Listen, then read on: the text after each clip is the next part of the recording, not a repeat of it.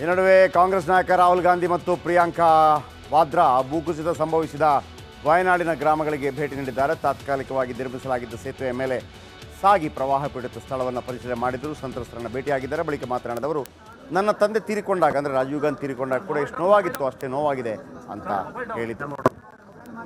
ಭೇಟಿ ಕೊಟ್ಟರು. ವಯನಾಡಲ್ಲಿ ಕಳೆದ ಬಾರಿ MP ಆಗಿದ್ದರು, ಈ ಬಾರಿ ಕೂಡ ಗೆದ್ದಿದ್ರು, ನಂತರ ರಾಜೀನಾಮೆ ಕೊಟ್ಟರು ರಾಯಬರೇಲಿಯಲ್ಲಿ ಗೆದ್ದ ಕಾರಣಕ್ಕಾಗಿ. ಆದರೆ ನಂತರ ಚುನಾವಣೆ ಆಗೋ ತನಕ ಇವರೇ ಆಗಿರ್ತಾರೆ. ಓಕೆ, ಮಾತಾಡಿದ್ದಾರೆ. I feel how I felt when my father died. That I've seen so many people. I remember what I felt when my father died. And here people have not just lost a father. They've lost the whole family.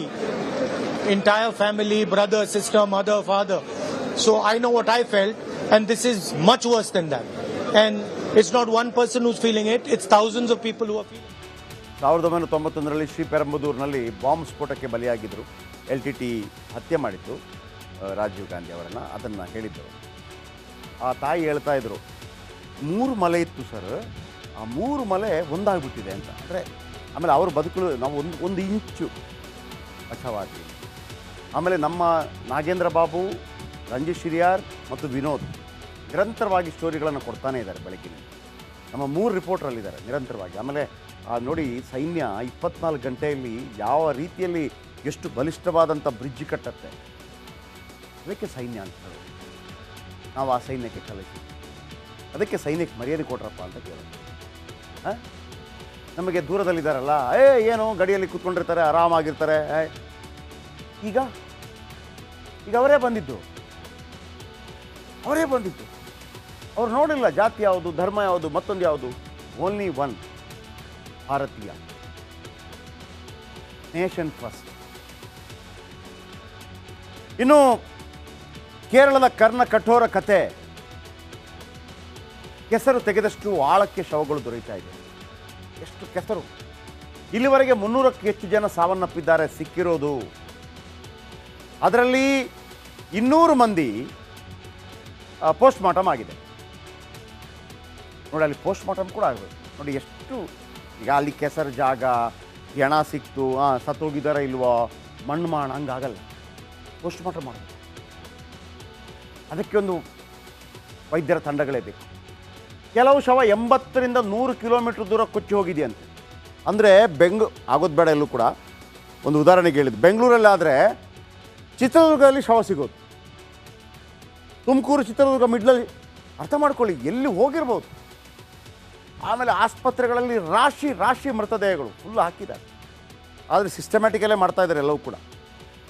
ಆಮೇಲೆ ವಯನಾಡಲ್ಲಿ ಅಂತ್ಯ ಸಂಸ್ಕಾರ ನಡೆಸೋಕ್ಕೆ ಜಾಗ ಇಲ್ಲ ಅಲ್ಲಿ.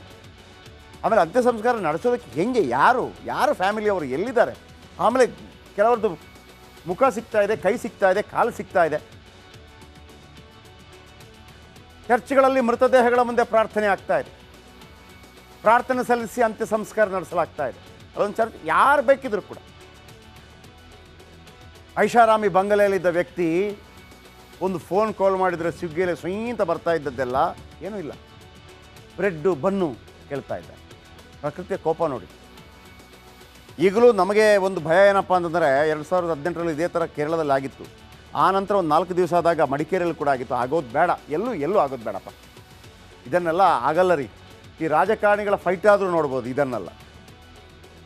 ಅರ್ಥ ಆಯ್ತಾ? ರಾಜಕಾರಣಿಗಳು ಹೊಡೆದಾಡ್ತಾರೆ, ಭ್ರಷ್ಟಾಚಾರ ಮಾಡ್ತಾರೆ, ಅದನ್ನಾದರೂ ಸ್ವಲ್ಪ ನೋಡ್ಬೋದು, ಇದನ್ನೆಲ್ಲ. ಈಗ ಇಬ್ಬರು ಸೋತರು, ಇಬ್ಬರು ಗೆದ್ದರು. ಇಲ್ಲಿ ಸೀನಲ್ಲಿ ಫೋಟೋ ಇಲ್ಲದೆ ಫೋಟೋ ಬಂದು ಹೋಗಿದ್ದು ಪ್ರೀತಮ್ ಗೌಡ್ರು. ಪಾಪ ಹೇಗೆ ಅಂತ ಕೇಳ್ತೀವಿ. ನೋಡಿ, BJPಗೆ ಮತ್ತು JDSಗೆ ಕುಮಾರಸ್ವಾಮಿ ಬೇಡಿಕೆ ಏನು, ಡಿಮಾಂಡ್ ಏನು ಅಂತಂದರೆ, JDS ಜೊತೆಗಿನ ಮೈತ್ರಿ BJPಗೆ ಬೇಕೇ ಬೇಕು. ಲಾಭ ಆಗಿದೆ. ರಾಜ್ಯದಲ್ಲಿ ಸರ್ಕಾರ ರಚನೆ ಮಾಡೋದಕ್ಕೆ JDS ಅನಿವಾರ್ಯ. ಮುಂದಿನ ದಿನಮಾನಗಳಲ್ಲಿ ಕೂಡ ರಾಜ್ಯದ ಬಹುತೇಕ ಎಲ್ಲ ಕಡೆ BJP ಪ್ರಾಬಲ್ಯ ಇದೆ.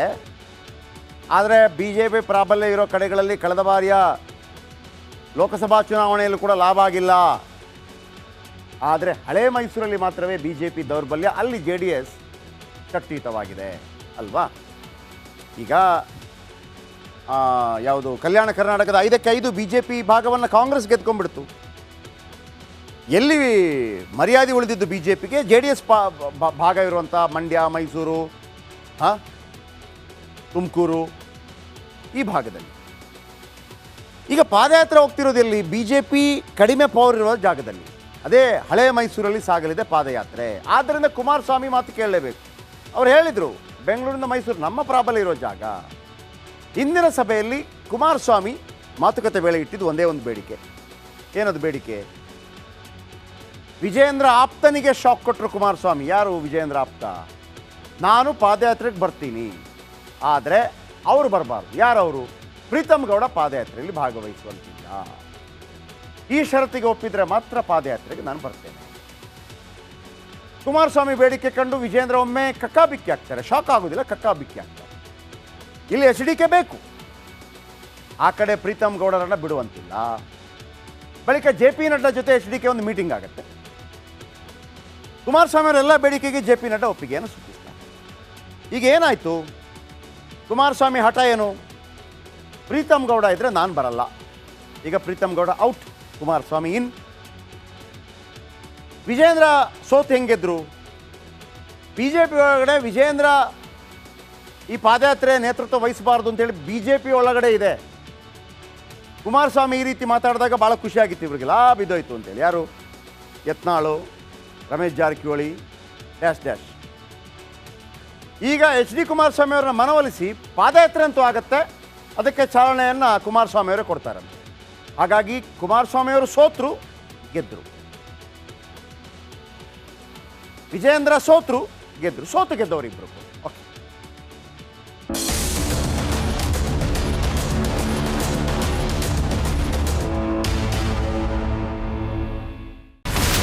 ಇಲ್ಲಿರುವಂತ ಈ ಒಂದು ಗುಡ್ಡ ಕುಸಿದ ಪರಿಣಾಮ ಯಾವ ರೀತಿಯಾಗಿತ್ತು ಅಂತಂದ್ರೆ, ಗಂಗಾವಳಿ ನದಿ ಪಕ್ಕದಲ್ಲಿರುವಂತಹ ಉಳುವರ್ ಎನ್ನುವ ಗ್ರಾಮ ಸಂಪೂರ್ಣವಾಗಿ ಇವತ್ತು ನಾಶ ಆಗಿದೆ. ಮನೆ ಮಠ ಏನಿಲ್ಲ, ಎಲ್ಲ ಹೋಗ್ಬಿಟ್ಟಿದೆ. ಇವತ್ತು ರಿಪಬ್ಲಿಕ್ ಕನ್ನಡ ಮಾಡಿದಂತ ಒಂದು ವರದಿಯಿಂದಾಗಿ ಎಚ್ಚೆತ್ತುಕೊಳ್ಳುವಂತ ಕೆಲಸ ಸರ್ಕಾರ ಮಾಡಿದೆ, ಸಚಿವರು ಕೂಡ ಮಾಡಿದ್ದಾರೆ. 2 ಗಂಟೆಗೆ ಸುದ್ದಿ ಮೂಡಿಸಿದ್ದು 6 ಗಂಟೆಗೆ ಎಲ್ಲ ಸಚಿವರು ಮಿನಿಸ್ಟರ್ ಎಲ್ಲ ಬಂದು ಇಲ್ಲಿ ನೋಡೋಗಿದ್ದಾರೆ. ಎಲ್ಲಾ ಜನರಿಗೂ 1,20,000 ಮತ್ತೆ ಅವರಿಗೆ ಮನೆಗೆ 5 ಲಕ್ಷ. ಈ ಸುದ್ದಿಯನ್ನ ಎಲ್ಲ ಒಂದು ಅಧಿಕಾರಿಗಳಿಗೆ ಮೂಡಿಸಿದ್ದಕ್ಕಾಗಿ ರಿಪಬ್ಲಿಕ್ ಕನ್ನಡ ಟಿವಿಗೆ ಧನ್ಯವಾದ ಹೇಳಿ ಇಷ್ಟಪಡ್ತೇವೆ. ಮನೆನೂ ಕೊಡ್ತೇವೆ, ಮಕ್ಕಳ ಶಿಕ್ಷಣಕ್ಕೆ ತೊಂದರೆ ಆಗದೆ ಇದ್ದಂಗೆ ಹೆಲ್ಪ್ ಮಾಡ್ತೇವೆ. 1,20,000 ಮನೆ ಯಾರ್ದ್ರ ಡ್ಯಾಮೇಜ್ ಆಗಿದೆ ಅದನ್ನ ಕೊಡ್ತೀವಿ ಅಂತ ಒಪ್ಕೊಂಡಿದ್ದಾರೆ. ನಮ್ಮ ಕಷ್ಟಕ್ಕೆ ನೀವು ರಿಪಬ್ಲಿಕ್ ಕನ್ನಡದವರಾದಂತ ನೀವು ನೆರವಾಗಿರ್ತ ನಾವು ನಂಬಿದ್ದೇವೆ. ಅವರಿಗೆ ಸೂರನ್ನ ಕಲ್ಪಿಸಿಕೊಡೋವರೆಗೂ ಕೂಡ ರಿಪಬ್ಲಿಕ್ ಕನ್ನಡ ಅವರಿಗೆ ಧ್ವನಿಯಾಗಿ ನಿಲ್ಲುವಂತ ಕೆಲಸವನ್ನ ಮಾಡ್ತೇವೆ.